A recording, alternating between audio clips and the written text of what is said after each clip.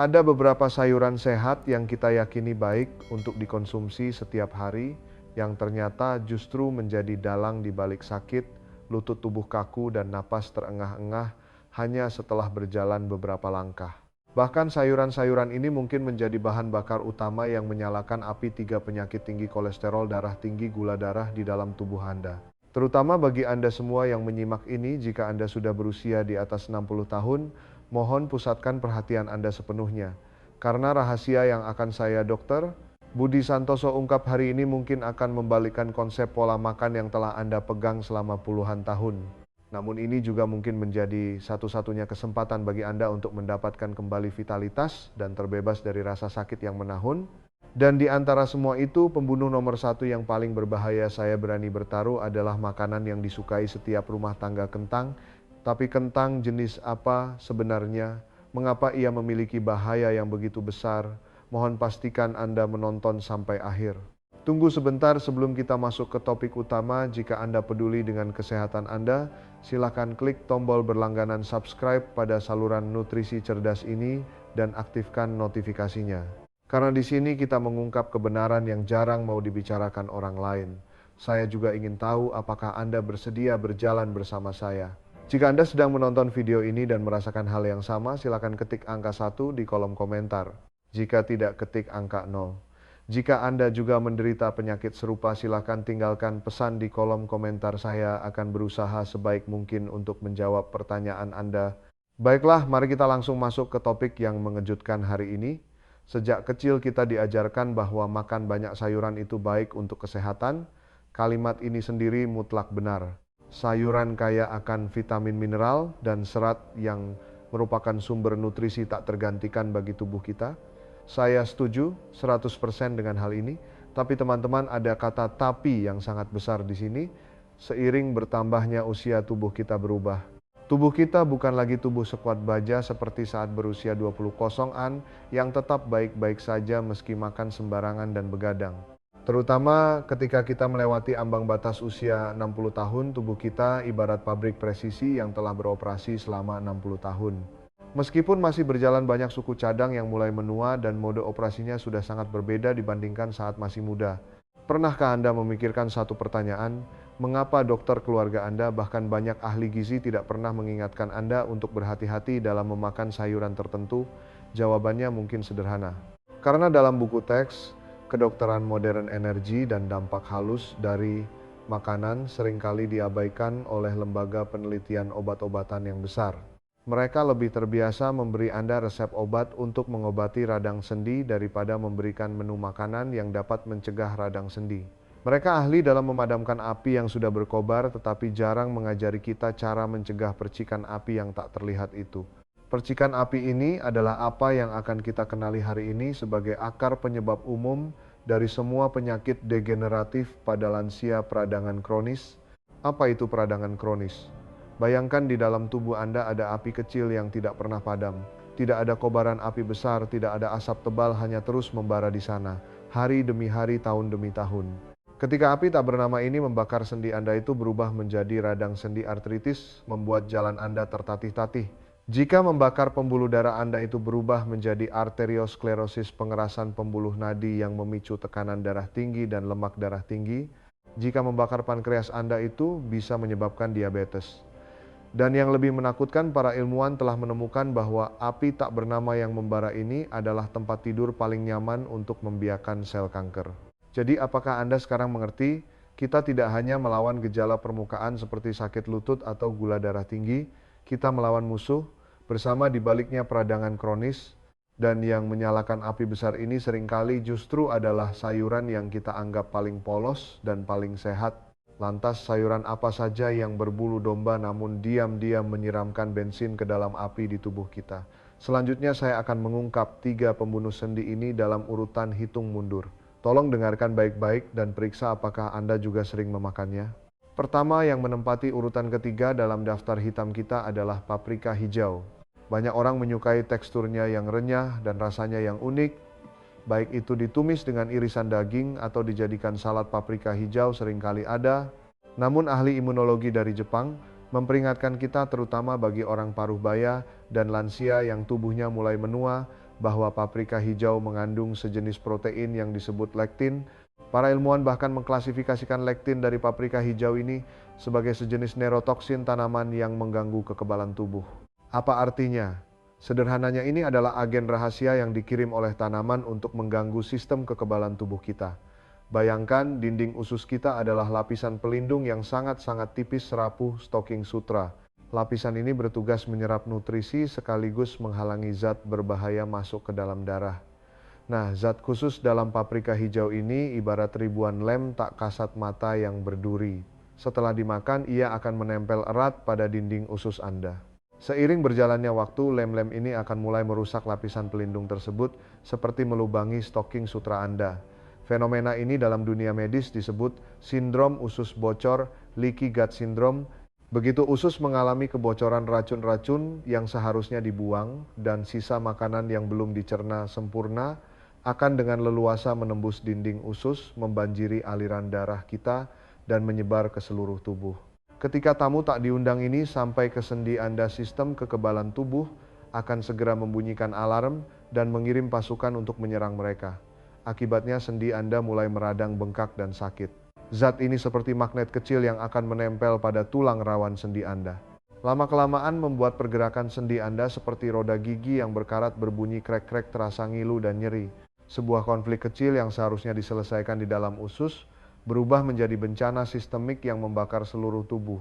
Jadi jika Anda mendapati diri Anda merasa perut agak tidak nyaman setelah makan paprika hijau atau nyeri sendi bertambah parah, keesokan harinya itu mungkin bukan perasaan Anda saja, melainkan tubuh Anda sedang memberikan peringatan dengan cara yang paling nyata. Selanjutnya kita akan mengumumkan urutan kedua yang mungkin akan membuat banyak ibu rumah tangga terkejut, itu adalah terong. Terong balado, terong penyet atau lodeh terong. Tekstur terong yang lembut seperti spons dan sifatnya yang mudah menyerap bumbu membuatnya menjadi favorit di meja makan banyak keluarga. Tetangga saya, Ibu Wati, tahun ini berusia 65 tahun. Dia sangat suka makan terong, hampir setiap minggu memasaknya 2 atau 3 kali. Tapi dia punya satu masalah yang mengganggu, yaitu setiap sore dia sangat mudah mengantuk, kepalanya terasa berat, dan saat berjalan rasanya seperti menginjak kapas, tidak ada tenaga. Dia selalu mengira itu karena faktor usia atau tidur yang kurang nyenyak. Sampai suatu kali saya menyarankan dia untuk mencoba berhenti makan terong selama 2 minggu, dan hasilnya keajaiban terjadi. Ibu Wati dengan gembira memberitahu saya bahwa kebiasaan mengantuknya di sore hari sembuh sebagian besar dan jalannya pun terasa jauh lebih mantap. Sebenarnya kenapa bisa begitu? Apakah terong beracun? Tentu saja bukan beracun dalam arti mematikan seketika. Tetapi terong, terutama kulitnya, mengandung zat yang disebut solanin, sejenis glikoalkaloid, saponin. Dunia medis menyebut zat dalam terong ini sebagai faktor permeabilitas mikro. Istilah ini rumit tapi fungsinya sederhana. Zat ini membuat lubang-lubang mikro tak kasat mata pada lapisan pelindung usus Anda. Bayangkan lagi dinding usus kita yang rapuh. Ketika sejumlah besar faktor permeabilitas mikro ini masuk ke usus itu, seperti menggosok kulit Anda berulang kali dengan deterjen kasar. Ia akan merangsang secara berlebihan, bahkan mengikis penghalang usus Anda. Ini juga akan memperparah sindrom usus bocor yang kita sebutkan tadi, membiarkan lebih banyak faktor peradangan menyusup ke dalam darah. Tapi bahayanya tidak berhenti di situ. Penelitian medis menemukan bahwa zat ini bisa menembus kebocoran usus, masuk ke peredaran darah dan bertindak seperti obat bius, dosis kecil yang mengganggu sistem saraf kita. Itulah sebabnya Ibu Wati merasa pusing dan jalannya tidak stabil. Keseimbangan dan koordinasi tubuh kita bergantung pada perintah presisi dari sistem saraf. Begitu terganggu, masalah-masalah ini pun muncul secara alami. Jadi teman-teman terkasih, jika Anda memiliki masalah serupa dengan Ibu Wati, cobalah periksa piring makan Anda. Lihatlah apakah hidangan rumahan yang lezat ini tanpa sadar sedang menggerogoti vitalitas Anda. Sekarang tibalah saatnya mengungkap pemuncak daftar hitam kita hari ini. Juara pertama ini pasti akan membuat Anda terkejut, bahkan mungkin agak sulit diterima karena ia sangat umum, sangat biasa dan terlihat sangat tidak berbahaya. Dia adalah kentang putih. Ya, Anda tidak salah dengar. Kentang yang bisa dibuat menjadi kentang goreng perkedel atau campuran semur daging. Dalam pandangan banyak orang, kentang adalah sayuran, makanan pokok, dan karbohidrat sehat. Tapi hari ini saya, Dr. Budi Santoso harus memberitahu Anda sebuah kebenaran yang pahit. Bagi kita yang berusia di atas 60 tahun dengan metabolisme yang sudah melambat drastis makan kentang putih, terutama yang ditumbuk menjadi mashed potato atau perkedel, hampir sama dengan menyuntikkan air gula langsung ke pembuluh darah. Mengapa saya berkata demikian? Karena pati dalam kentang putih adalah pati sederhana yang sangat mudah diurai dan diserap. Indeks glikemik GISN-nya sangat tinggi, bahkan melebihi gula pasir. Apa artinya ini? Ini berarti ketika Anda memakan sepiring besar kentang tumbuk gula darah, Anda akan melonjak drastis dalam waktu singkat seperti naik roller coaster. Untuk mengatasi banjir gula darah yang tiba-tiba ini, pankreas Anda harus bekerja keras mengeluarkan insulin dalam jumlah besar untuk memindahkan gula-gula ini dari darah. Kemudian gula darah akan turun drastis lagi membuat Anda cepat merasa lelah dan lapar. Fluktuasi gula darah yang ekstrem ini sendiri sudah merupakan tekanan besar bagi tubuh. Yang lebih menakutkan, proses ini akan menghasilkan zat yang sangat berbahaya bernama Advanced Glycation End Products atau dalam bahasa Inggris disingkat AGS. Apa itu AGS? AGS adalah dalang yang membuat tubuh kita berkarat. Bayangkan sepotong besi yang diletakkan di udara lembab perlahan-lahan akan berkarat. Tubuh kita juga sama. Gula berlebih dalam darah, ibarat udara lembab, akan bereaksi dengan protein dalam tubuh kita seperti kolagen dan menghasilkan karat ini. Sebuah studi pelacakan jangka panjang dari Universitas Harvard secara jelas menunjukkan bahwa kadar AGS yang tinggi dalam darah memiliki korelasi positif yang mengejutkan dengan kecepatan degenerasi sendi, di mana karat ini akan menumpuk. Ia akan menumpuk di tulang rawan sendi. Anda membuat tulang rawan menjadi rapuh, kehilangan elastisitas dan sakit saat digerakkan. Ia akan menumpuk di dinding pembuluh darah Anda, membuat pembuluh darah menjadi kaku dan rapuh, memicu darah tinggi dan aterosklerosis. Ia juga akan menumpuk di kulit Anda, memunculkan bintik-bintik penuaan kulit kendur dan kerutan yang semakin dalam. Ia bahkan bisa menyerang saraf otak Anda, meningkatkan risiko demensia pikun. Dengan kata lain, kentang putih sedang membuat Anda menua dan berkarat dengan cepat dari dalam keluar. Apakah ini belum cukup mengejutkan? Sakit sendi, penurunan daya ingat, dan penuaan kulit yang Anda kira wajar itu sangat mungkin bersumber dari piring kentang yang tampak polos di meja makan Anda. Mendengar sampai di sini, Anda mungkin merasa agak cemas, bahkan sedikit panik. Ya ampun, ini tidak boleh dimakan, itu tidak boleh dimakan, lalu saya bisa makan apa? Tenanglah teman-teman. Saya hadir di saluran nutrisi cerdas hari ini bukan untuk menebar ketakutan, melainkan untuk menyampaikan harapan. Tujuan pengungkapan ini adalah untuk menyelesaikan masalah. Karena ada 3 pembunuh besar, tentu saja ada 3 penyelamat besar untuk melawannya. Selanjutnya mari kita sambut dengan tepuk tangan meriah 3 pahlawan super sayuran yang mampu menyelamatkan sendi dan memulihkan vitalitas kita. Pertama yang ingin saya rekomendasikan dengan sangat adalah brokoli. Jika peradangan kronis adalah kebakaran besar di dalam tubuh kita, maka zat ajaib bernama sulforafane yang terkandung dalam brokoli adalah pasukan pemadam kebakaran paling profesional dan elit di tubuh kita. Banyak penelitian ilmiah telah membuktikan bahwa sulforafane memiliki kemampuan antiinflamasi, anti radang, dan antioksidan yang sangat kuat. Dia tidak seperti pemadam kebakaran biasa yang hanya menyemprotkan air ke api, dia lebih seperti kapten pemadam kebakaran yang cerdas, yang bisa langsung menemukan dan mematikan saklar peradangan yang terus memproduksi percikan api di tubuh. Dia bisa secara presisi menemukan api yang sedang membara di dalam tubuh kita lalu memadamkannya dengan kuat. Terutama bagi penderita radang sendi, sebuah penelitian di Jepang menemukan bahwa mengonsumsi sulforafane secara rutin dapat secara signifikan memperlambat kerusakan tulang rawan sendi serta meningkatkan stabilitas dan fleksibilitas sendi. Lalu bagaimana cara makan brokoli yang paling efektif? Di sini saya ajarkan satu resep rahasia untuk orang yang sibuk. Potong brokoli menjadi kuntum-kuntum kecil, tapi jangan buru-buru dimasukkan ke panci. Biarkan di piring selama 10-15 menit. Proses ini sangat krusial. Ini membiarkan enzim dalam brokoli bekerja maksimal untuk mengaktifkan sulforafane. Kemudian gunakan cara paling sederhana, kukus dengan api besar selama 2-3 menit saja, jaga agar warnanya tetap hijau cerah. Setelah diangkat, siram dengan sedikit minyak zaitun berkualitas dan sejumput garam laut. Saat Anda memakan Suapan brokoli kukus ini katakan pada diri Anda, saya bukan sedang makan sayur, saya sedang memberi bahan bakar untuk sendi saya demi kebebasan berjalan esok hari. Penyelamat kedua kita adalah makanan favorit Popeye Bayam. Kekuatan bayam terletak pada kandungannya yang kaya akan nitrat. Harap dicatat, ini bukan nitrit berbahaya yang ada di sosis atau ham, melainkan nitrat alami yang sangat bermanfaat bagi tubuh. Nitrat ini setelah masuk ke tubuh akan diubah menjadi zat bernama oksida nitrat nitric oxide. Apa itu oksida nitrat ini? Adalah vasodilator pelebar pembuluh darah alami dalam tubuh kita. Bayangkan seluruh pembuluh darah kita seperti jaringan lalu lintas yang sangat besar. Seiring bertambahnya usia jalan raya, kesehatan ini akan menjadi semakin sempit dan macet karena tumpukan sampah seperti kolesterol dan gumpalan darah. Nah, tugas oksida nitrat adalah melebarkan kembali jalan-jalan yang sempit dan macet ini agar menjadi lancar. Apa artinya jika pembuluh darah lancar? Artinya darah yang membawa oksigen dan nutrisi bisa dikirim tanpa hambatan ke setiap sudut tubuh Anda. Beban jantung Anda berkurang, tekanan darah pun menjadi stabil secara alami. Otak Anda mendapatkan pasokan yang cukup sehingga pikiran menjadi lebih jernih dan daya ingat meningkat.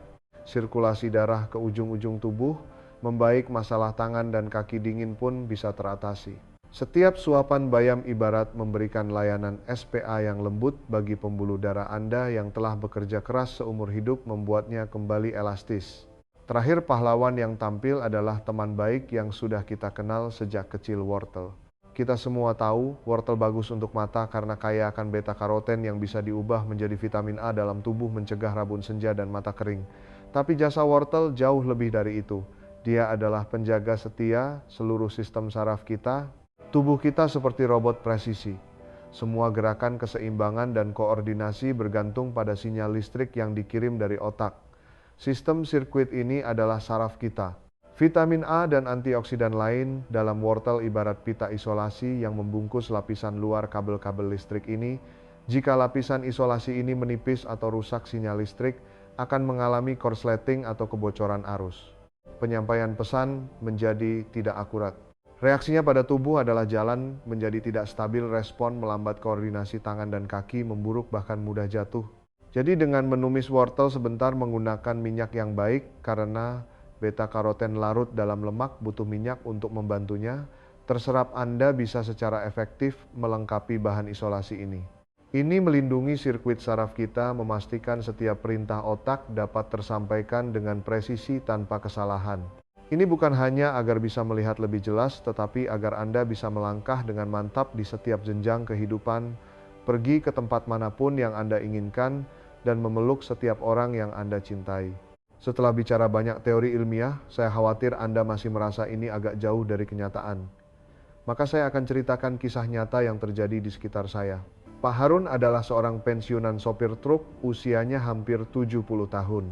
Dia menyetir seumur hidupnya, menjelajahi berbagai daerah, dan merupakan sosok pria tangguh yang periang. Tapi setelah pensiun, masalah lututnya semakin parah. Terutama saat cuaca mendung atau lembab, sakitnya menusuk ke tulang. Pak Harun bercerita kepada saya saat paling memilukan adalah ketika dia melihat istrinya di taman kecil bawah rumah sedang mengobrol dan berkebun dengan gembira bersama tetangga.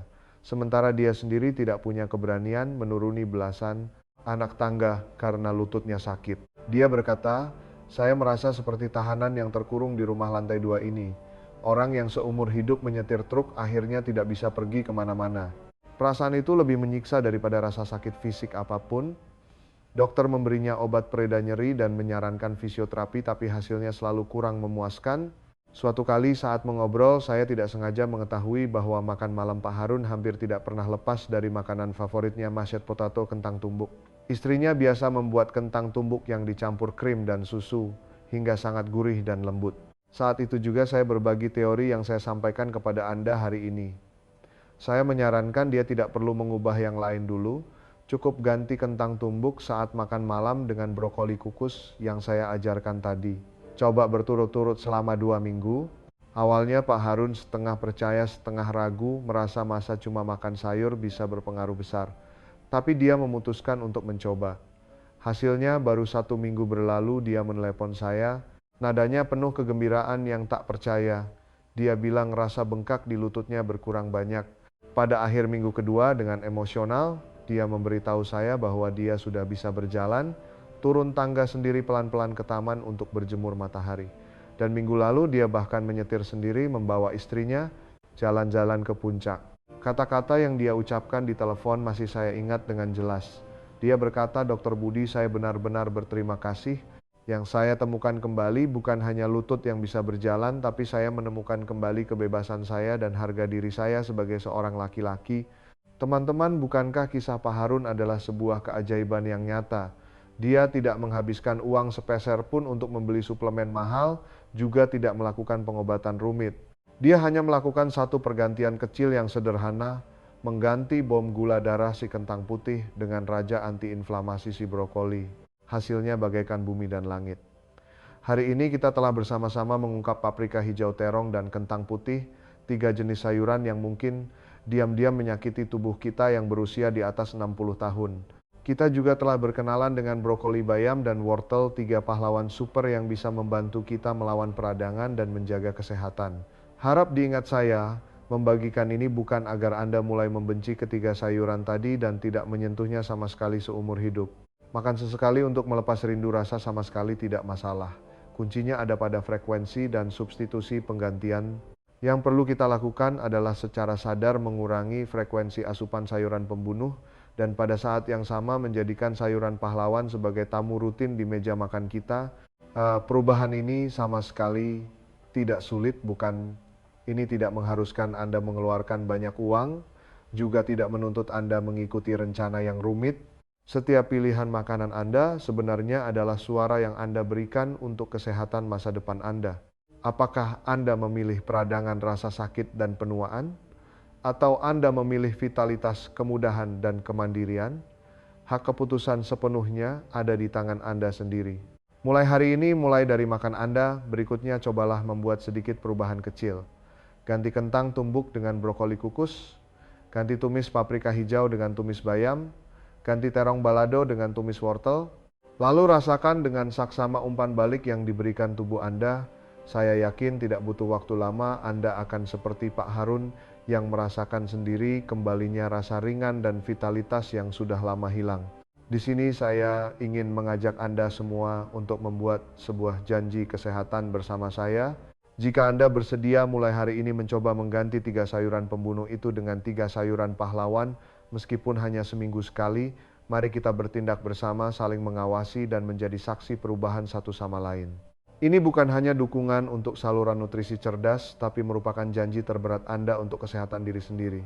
Semoga apa yang saya bagikan hari ini bisa menyalakan pelita kesehatan bagi Anda. Mohon bagikan pesan penting ini kepada semua keluarga dan teman yang Anda sayangi.